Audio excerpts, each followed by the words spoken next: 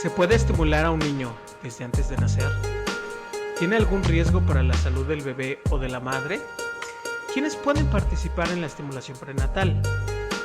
¿Qué actividades de estimulación prenatal puede hacer en casa? Bienvenidos a nuestro podcast, Criando Ando, una producción de CI Servicios Integrales de Atención a la Infancia. En nuestro podcast, la doctora en psicología Bárbara Guerrero, la maestra en ciencias y licenciada en nutrición Dayana Pineda y el maestro en ciencias Jerónimo Medrano y algún invitado especial platicaremos desde la experiencia y las recomendaciones basadas en evidencias científicas todo lo relacionado con crianza.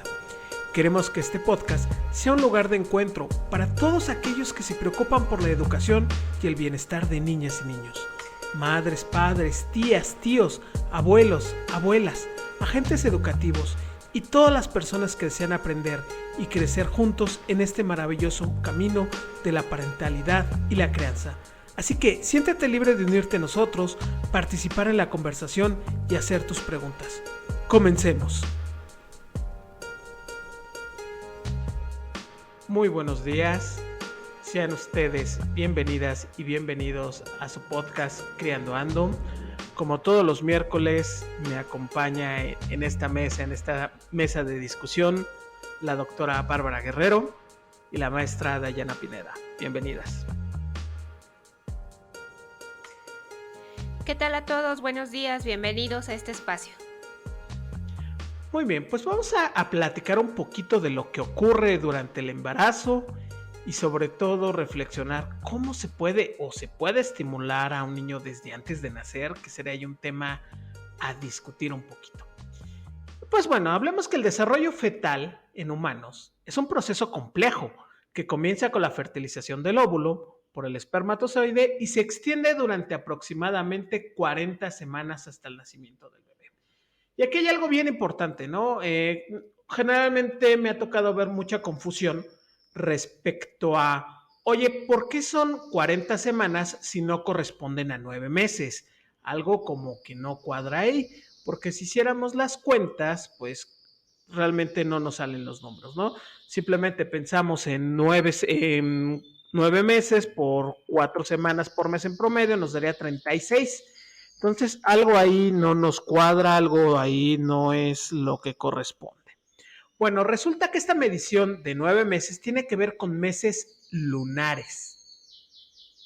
No el mes en calendario grecolatino, el que hoy tenemos, sino tiene que ver en meses lunares. En meses lunares realmente hay la correspondencia, porque realmente el embarazo se medía más bien desde la fecha de la última menstruación, en tiempos antiguos, y a partir de ciclos lunares, lunas llenas, lunas nuevas, lunas menguantes.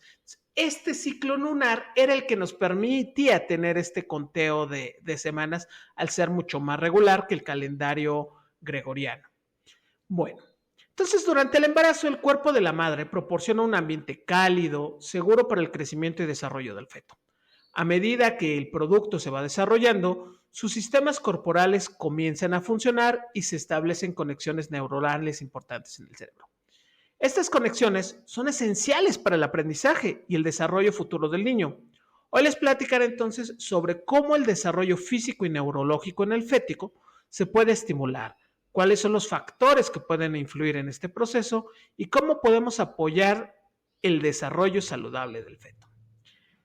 Vamos a separarnos un poquito por trimestres. En el primer trimestre, es decir, en los primeros 3 meses, las primeras semanas, se desarrolla desde el corazón hasta el cerebro. Al final de esta etapa, pues ya tiene un aspecto un poquito más parecido a un bebé humano al final del primer trimestre, llega a pesar aproximadamente unos 15 gramos, pero es una temporada en que la mamá va a tener muchísimas molestias, ganas de vomitar, cansancios, cambios de humor. Para el segundo trimestre, pues ya digamos que está formado, se está formando por completo, pero en una versión miniatura.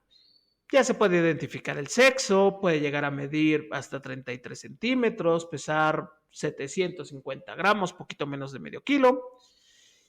Y por medio de un monitor, pues ya se puede escuchar su corazón, comienza a crecer, se mueve libremente por la pancita, por la matriz de la mamá. Y en algunos estudios se puede ver incluso a niños que se están chupando el dedo, bostezar, moviendo la boca.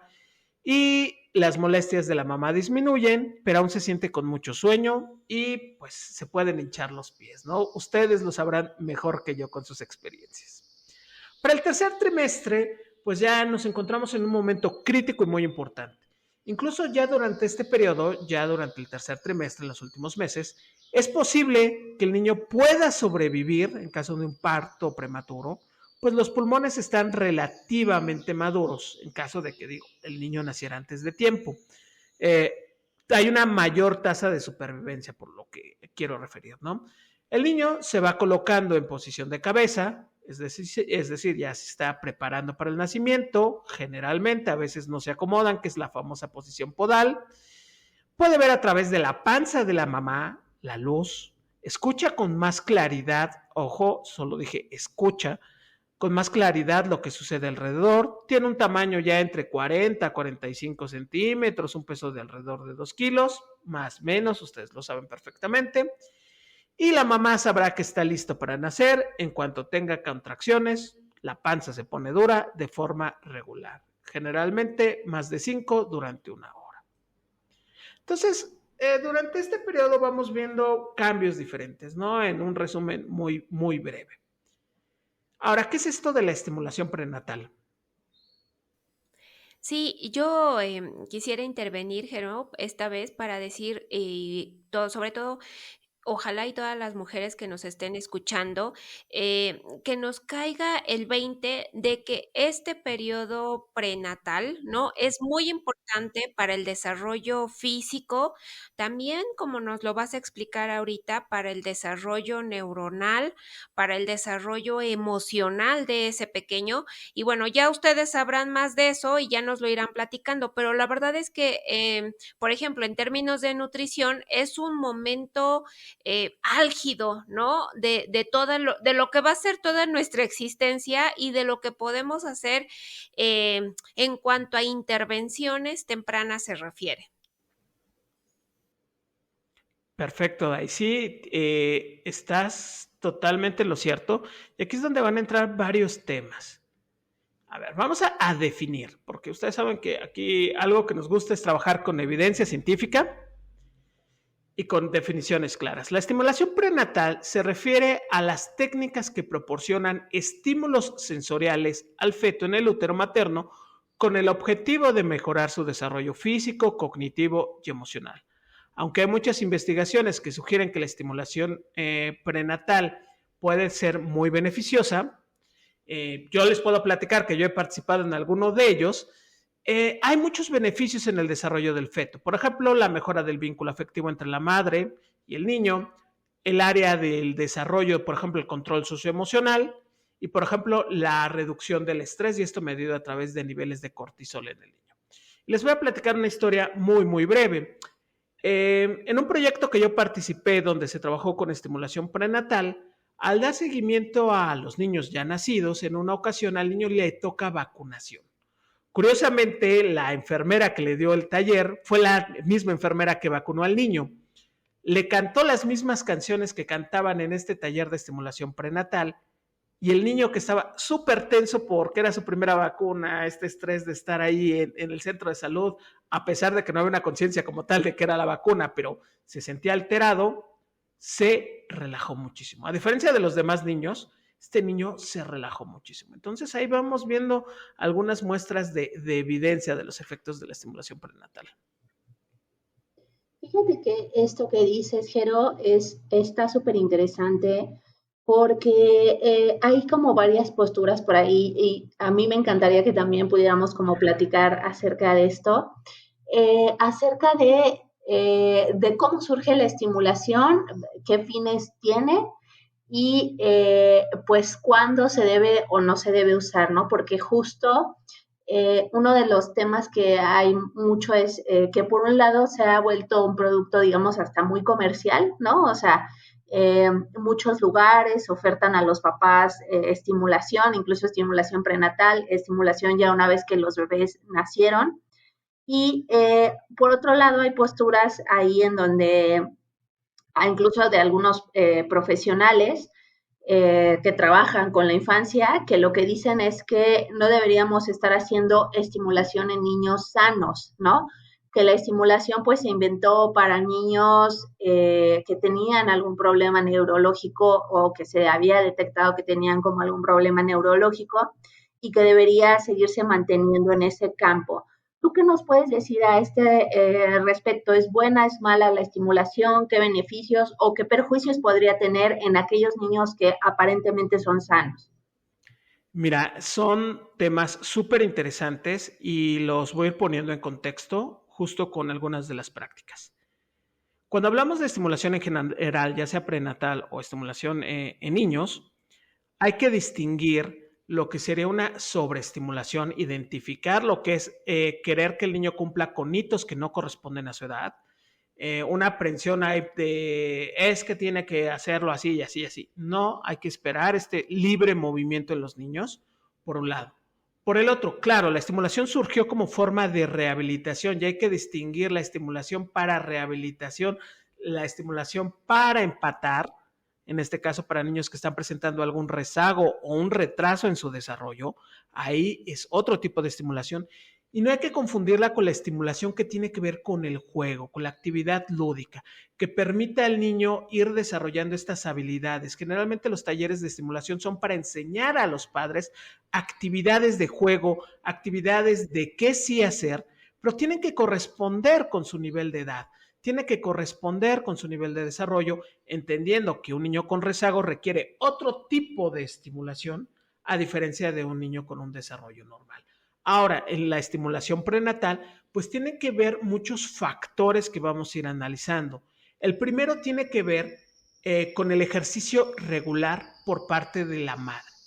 Aquí vamos a hablar, por ejemplo, de la actividad física moderada y regular, la cual puede ser beneficiosa para la madre y el feto durante el embarazo. Pero hablamos de un embarazo normal, que no está teniendo ningún riesgo, que no tiene, por ejemplo, problemas de eclampsia, preeclampsia, riesgo de sangrado o un embarazo de alto riesgo, porque ahí las prescripciones médicas son de reposo total. Esa es una situación. Entonces hablamos de un embarazo normal donde sí se recomienda el ejercicio regular. ¿Qué pasa? ¿Qué eventos hemos ocurrido? Y aquí es donde entra esta parte de la sobreestimulación. Hay riesgos. El estrés excesivo, por ejemplo, algunas técnicas de estimulación prenatal, incluso de estimulación infantil, pueden generar mucho estrés. Algo que siempre recomendamos cuando hablamos de estimulación, sea prenatal o sea infantil, es la actividad no debe generar estrés en la niña o en el niño. Tiene que ser una actividad lúdica, que se divierta, que la disfrute. No puedes estar obligando al niño a una actividad que lo está tensando, que lo está poniendo de malas. Entonces, el estrés, algunas técnicas de estimulación prenatal pueden ser estresantes tanto para el feto y la madre, lo que afecta el bienestar general. Es que tengo que hacerlo, es que me dijeron, es que tiene que ser así. No, tiene que ser un momento sumamente tranquilo de relajación. Dos, puede haber lesiones al feto.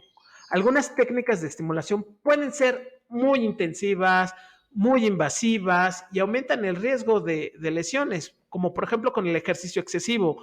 He visto videos de mujeres que siguen practicando CrossFit y haciendo actividades muy fuertes. Híjoles, pueden implicar ahí algún riesgo. El ejercicio tiene que ser moderado y regular cuando está permitido durante el embarazo. Algunas técnicas de estimulación que sí ya están un poquito descartadas por la evidencia tiene que ver con contracciones uterinas. Por ejemplo, la estimulación eléctrica puede causar contracciones uterinas y esto aumenta el riesgo de parto prematuro o complicaciones durante el parto. Algo que queda totalmente eliminado, algo que debemos eliminar de las prácticas de estimulación, son aquellas que implican impulsos eléctricos. Eso sí es cero, tajante, no.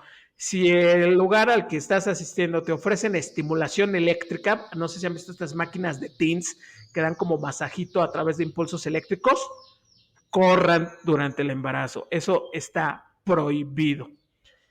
¿Qué implica ahora sí estimular el desarrollo? Primero es dar oportunidades para reforzar lo que ya se sabe hacer o lo que se puede hacer. Sí, Jero, fíjate que ahorita que estabas comentando esto de cuáles son estas técnicas que podrían resultar dañinas, pues ya sabes que durante el embarazo nos encontramos como mujeres muchas veces vulnerables a la falta de información, por un lado, o a información que no es pues información verídica. Si tú, porque es que sabes que a mí de repente me preocupa en que creamos que como mujeres necesitamos ir a algún lugar para que estimular a nuestro bebé, ¿no? Entonces, yo sí quisiera hacer énfasis en que no necesitas ir a ningún lugar y seguramente nos vas a platicar como cuáles son algunas de estas actividades, cuáles actividades pues ya tienen implicaciones de estimular a tu pequeño, como le decías, bueno, como mujer embarazada te puedes mover y eso ayuda a estimular al niño, pero bueno, Bárbara, que es una experta en lenguaje, también nos puede decir el hablarle, ¿no? A ese pequeño, y eso es lo que yo quisiera que se quedaran un poco las mujeres o que vayamos dejando claro. No es necesario ir a ningún lugar a fin de estimular, aunque a lo mejor sí necesitamos ir a aprender, ¿no? Y después realizar en nuestras casas. No sé qué opinión tengas al respecto. Gracias, Dai. Pues mira, te puedo decir que en los centros de salud públicos, no sé si todas se mantengan todos, pero en la mayoría había algo que se llamaba Club de Embarazo, de ahí se agregó algo que fue el modelo PRADI, que tiene talleres de estimulación prenatal, que conozco perfectamente. Pero justo lo que vamos a platicar es cómo estimular en casa. Y para hablar de estimular tenemos que hablar de esto, ¿no? Dar oportunidades de experimentar cosas nuevas, porque el niño va a crecer conforme aprende. Entonces, estimular implica dos cosas. Primero, la actitud y segundo, la acción misma. ¿Y a qué me refiero con la actitud? Lo que les decía, no se tiene que volver en una actividad que pareciera una terapia, una rutina de gimnasio. Tienes que hacer 50 levantamientos, 50 lagartijas, 800 burpees. No, no se trata de una sesión de este estilo. Se trata de tener una actitud mucho más sensible, mucho más afectiva, relajante, que sea lúdica, de juego, divertida. Y la acción misma que vamos a realizar, la acción misma tiene que ser suave, tiene que ser relajada, es una actitud precisamente de consentirse, de dedicarse tiempo, de tener esta vinculación. Hay áreas del desarrollo prenatal que se pueden estimular. Por ejemplo, la visual. Aquí no hablamos de que el niño está viendo como tal, hablamos de una capacidad para percibir un poco de luces, tonalidades de luz, matices.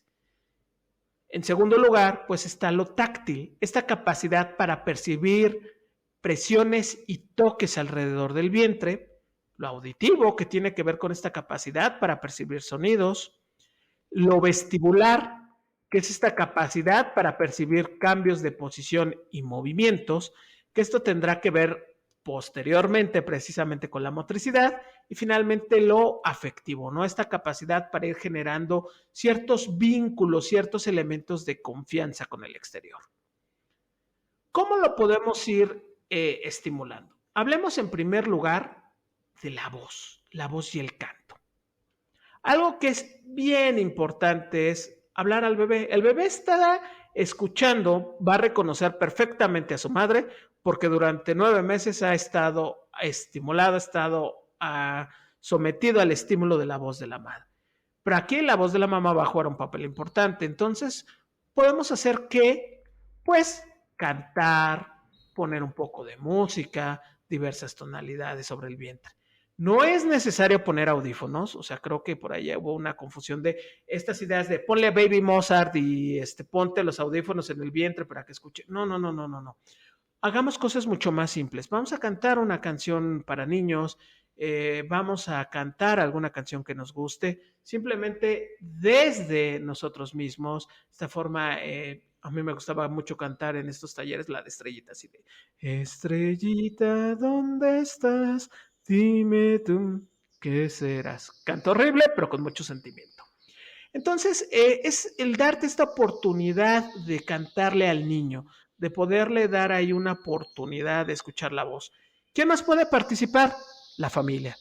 Si está presente el papá, los hermanitos, incluso una forma de ir ayudando la reducción de los celos de hermano, de que el hermano más cercano empiece a participar un poquito y no se sienta relegado, es invitarlo a participar en estas actividades. Vamos a cantarle a tu hermano.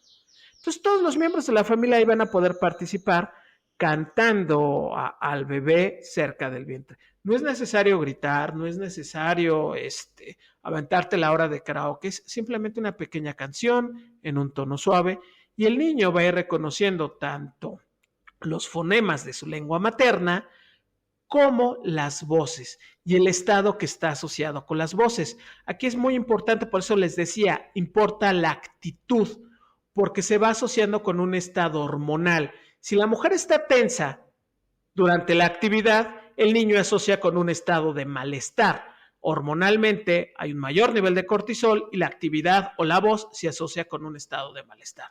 En cambio, si la mujer está relajada, es un ambiente tranquilo y en ese momento se está cantando en un tono tranquilo, se asocia con otro estado de bienestar porque hormonalmente está asociándose este estado. Hay una asociación.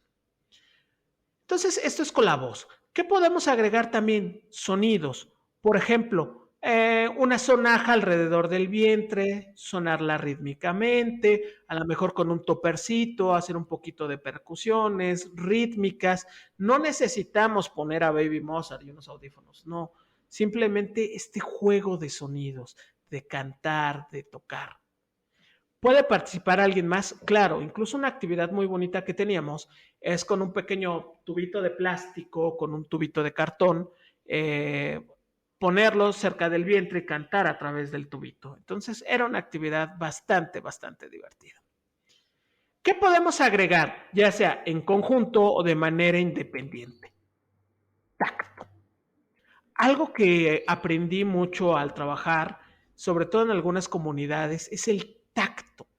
Pareciera que tenemos miedo a reconocer nuestro propio cuerpo, a tocarlo. Entonces, una actividad muy bonita es realizar caricias, roces, pequeñas presiones, como si apenas si tocáramos el vientre, de manera muy suave, acariciar, por ejemplo, cuando la mujer se pone su crema, ¿no? Oye, es que me quiero cuidar de las estrías y me quiero cuidar de esto y me voy a poner mi crema. Ok, perfecto, vamos a poner la crema, pero vamos a hacerlo con un suave masaje, vamos a hacerlo suavemente en el sentido de las agujas del reloj, en contrasentido, dando pequeños toquecitos, así como se oye más o menos en el micrófono, ¿no? Pequeños toquecitos alrededor del vientre. Entonces, también esta es otra actividad de estimulación muy favorable que permite justamente ir haciendo estas presiones alrededor del vientre, ir preparando. Y es sumamente relajante. Entonces es un espacio donde la mujer se puede vincular con su cuerpo, reconocer su cuerpo, pero también brinda un estímulo. Porque no, cuando hablamos de estimulación prenatal es importante recordar, no es que la mujer se convierta en una incubadora, también hay que reconocer su estancia, hay que reconocer sus emociones, su sensibilidad, sus propias prácticas. Entonces es una práctica muy bonita porque permite conectar a la mujer con su cuerpo, pero también con su bebé. El siguiente punto ahí a trabajar tiene que ver con el movimiento. Y les decía que podemos realizar estas actividades de manera combinada porque la mujer se puede estar dando su masaje mientras le canta o le platica. Decía, no solamente podemos hablar, también podemos platicar. Hola bebé, fíjate que mi día y platíquenle si quieren hasta de la novela, del podcast, de lo que ustedes quieran, del chisme del barrio, pero platicarle desde el vientre y que se quede como parte de la rutina diaria. Y decía que la siguiente parte tiene que ver con el movimiento. ¿Cómo nos movemos? ¿Cómo caminamos? Dice mi mamá que cuando estaba embarazada, ella parecía que caminaba como si fuera una canoa, como si fuera una lancha, ¿no? De lado a lado, de lado a lado. Este caminar tiene incluso sus beneficios para la estimulación vestibular del niño. Entonces, caminar un poquito, moverse de un lado a otro, no rápidamente, sino suave, un poquito rítmico, tiene sus ventajas. Caminar, por ejemplo, haciendo un poquito de gallo-gallina, apoyado con alguien de la familia, tiene ahí sus beneficios, ¿no? Esto de caminar un piecito adelante, luego el otro, con alguien que nos esté acompañando, puede ser algo también extremadamente beneficioso. Y podemos cantar. Por ejemplo, una actividad muy bonita que hacíamos también era que las señoras se agarraban de las manos como en una rueda de San Miguel. Obviamente no daban la vuelta de San Miguel, simplemente se jalaban un poquito a la derecha, un poquito a la izquierda y cantaban, ¿no? A la rueda, rueda de San Miguel. Y esta era también una actividad muy, muy, muy bonita y muy agradable para las mamás. Hablemos ahora de la luz. ¿Cómo estimular con un poquito de luz? No se van a poner el foco, no se trata de poner el riesgo. Simplemente a lo mejor usando un poquito a distancia el LED del celular o con una pequeña lamparita de un LED de estas que casi siempre vienen de regalo en los llaveritos, lámparas chiquitas, o sea, no es una lámpara grande, es una mini lámpara, estas lamparitas de llavero prácticamente, o si se va a usar la del celular es a más distancia de la que voy a recomendar. Entonces con estas lamparitas chiquitas lo que vamos a hacer es prender la lámpara en diferentes puntos del vientre, ya sea arribita, abajo, a la derecha, a la izquierda, y después podemos mover, acercar, alejar, prender y apagar, alejar y encender. Podemos agregar un pequeño filtro, por ejemplo, con papel crepé o papel de albanene de color, azul o rojo. No es que el niño vaya a ver azul o rojo, ve una diferente tonalidad de luz a través del vientre. ¿Y qué creen? Casi en el 80% de los niños que realizaron, bueno, de mujeres que realizaron esta actividad, casi todas las veces, un 80% me atrevo a decir, se movió el niño. Reaccionaba a este estímulo. Sobre todo alrededor ya de los 6 o 7 meses, ya empezaba realmente este estímulo, se notaba el movimiento y era así de, ¡ay, se movió mi bebé, se movió mi bebé! Entonces era muy bonito verlo, pero es una actividad que requiere justo esto, ¿no? Son 30 segundos la luz encendida, apago, otros 30 segundos, a lo mejor durante esos 30 segundos muevo suavemente alrededor del vientre, o lo que hago es subir y alejar, y puedo agregar estos colores, ¿no? Este papel albanene, papel crepa, algo que cambie nada más la tonalidad de luz. Lo que vimos más es que azul y rojo es muy estimulante este cambio en el patrón de la luz y realizar las mismas actividades. Si lo hacen con el celular, bueno, el celular más o menos tendrá que estar a unos 40 centímetros de distancia, que vendrán siendo algo así como 2 palmas abiertas. Y si es con una lamparita de estas de llavero, entre 15 y 30 centímetros está perfectamente. Lo ideal serían 15 centímetros, acercando y alejando.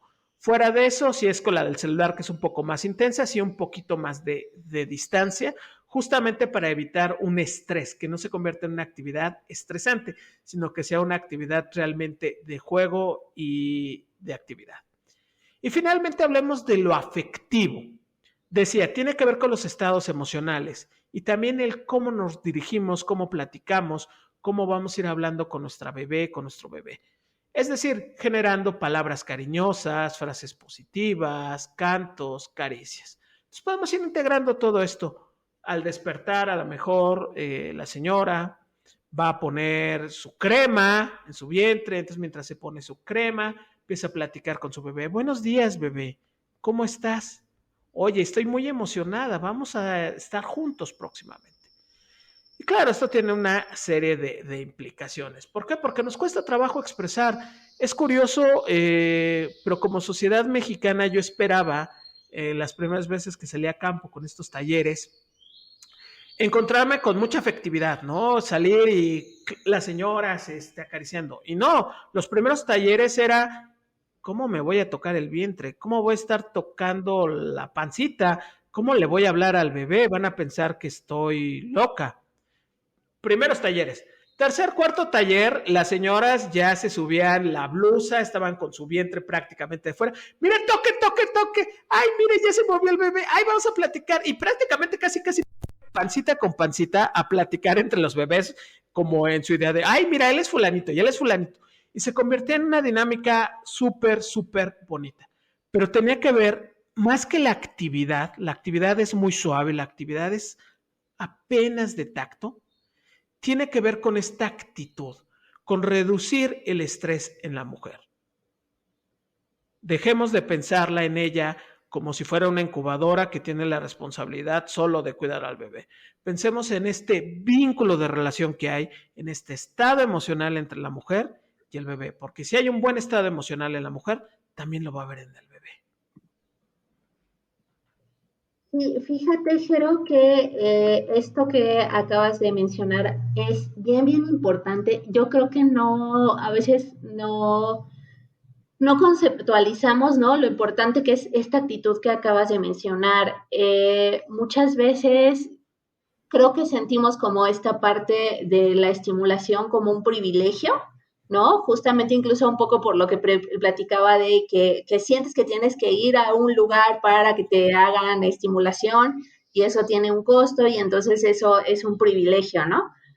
Y a veces tenemos como este tipo, yo creo que justo de actitudes hacia cosas como la estimulación prenatal y la estimulación de los bebés pequeños, que nos juegan chueco, ¿no? ¿no? O sea, nos juegan a favor porque muchas veces no nos damos cuenta de que podemos tener estas actividades que son bien sencillas y que, o sea, no solo por el hecho de la actividad de lo que estás haciendo a nivel de lo que produce en el cerebro del bebé, de lo que produce el estímulo del tacto o lo que produce el estímulo de la luz, sino solo este hecho de una mujer que se puede conectar de manera diferente con su bebé, que puede, o sea, conectar con esta parte afectiva vulnerable de ella misma en ese momento, porque además es un momento, o sea, es un estado fisiológico muy particular, ¿no? O sea, que tiene como sus particularidades y que tiene, o sea, que tiene su momento de vulnerabilidad.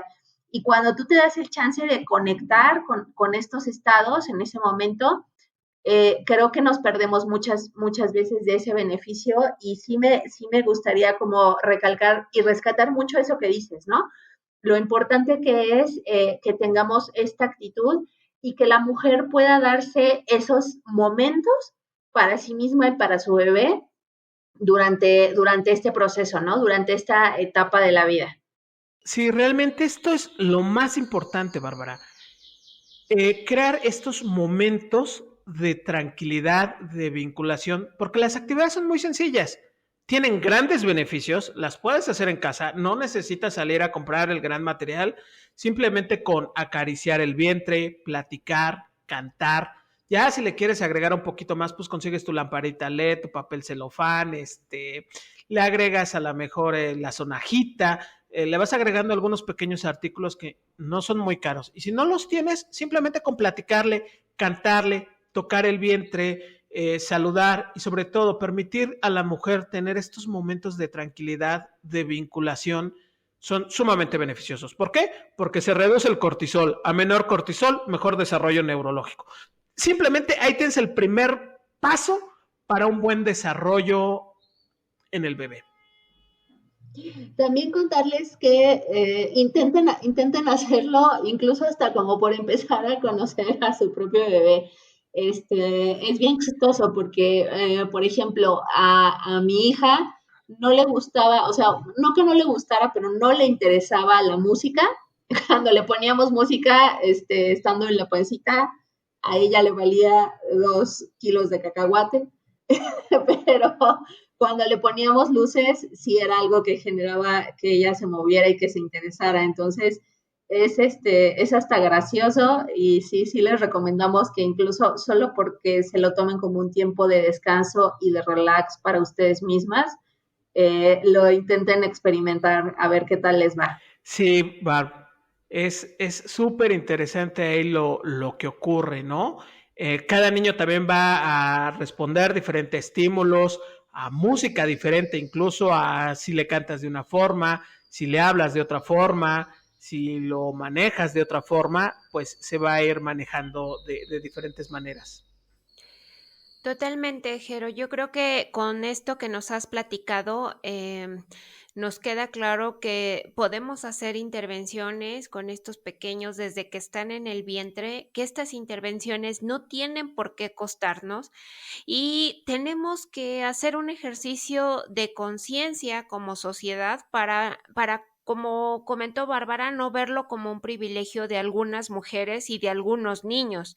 Este, a mí me parece sumamente interesante. Ojalá, Jerónimo, la vida nos dé la oportunidad de volver a realizar esos talleres comunitarios, porque como dices, la ganancia de cuando logras conectar con tu hijo, con tu hija, desde que son muy, muy pequeñitos, la vas viendo a lo largo de la vida, ¿no? Te comentaba yo en términos nutricionales, pero también me impresiona todo lo que en alguna ocasión nos platicó Bárbara en términos de cómo el desarrollo del lenguaje, el desarrollo del cerebro.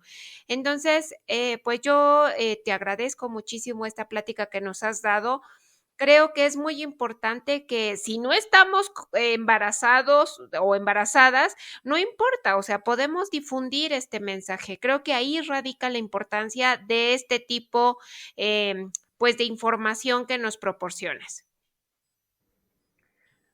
Pues sí, incluso la parte de alimentación, Dai, es un estímulo, porque algo que fuimos aprendiendo, ¿no? Si la mujer durante el embarazo tiene una alimentación adecuada, variada, pues el mismo bebé va a ir reconociendo estos alimentos, va a ir reconociendo estos sabores.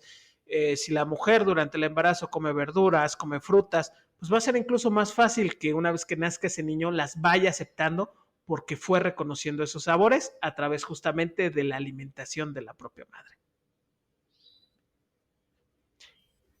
Pues bueno, creo que con esto iremos terminando nuestro podcast del día de hoy.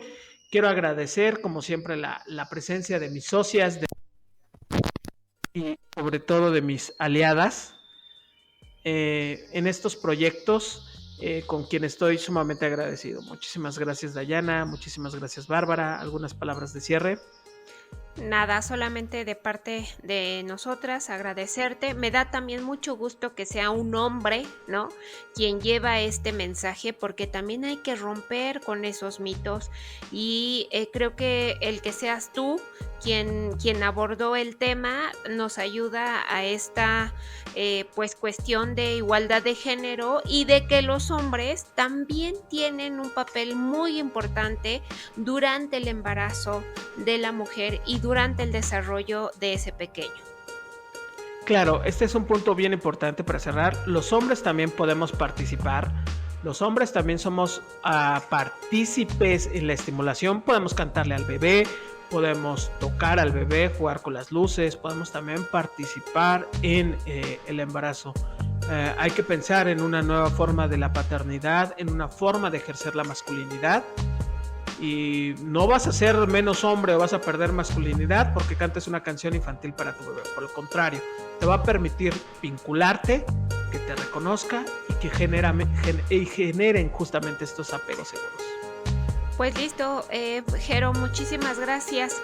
Sí, pues muchas gracias, Jero. Es un tema creo que súper interesante, sobre todo esta parte de cómo podemos hacerlo en casa de manera muy sencilla, pero también esta discusión creo súper importante que tiene que ver con pues no tengan miedo de hacer este tipo de actividades, pueden ser bastante benéficas para sus bebés. Y pues cualquier cosa, seguimos aquí atentos a cualquier duda que se pueda haber generado acerca del tema. Gracias y excelente tarde.